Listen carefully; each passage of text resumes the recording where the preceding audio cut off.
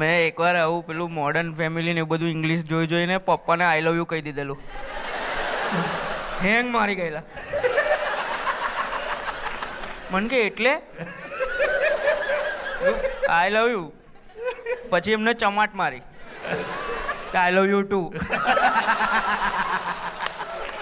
ભાઈ બહુ હમણાં રિસન્ટલી મારી બર્થડે હતી તો મારા ને મારા ફાધર સાથે આ ઇન્સિડન્ટ થયો. સવારે મમ્મીએ વિશ કર્યું, બધાએ કર્યું, પછી એ 5 વાગે આવ્યા કામેથી અને બેઠા હતા અને હું સામે આમ બેઠો છું.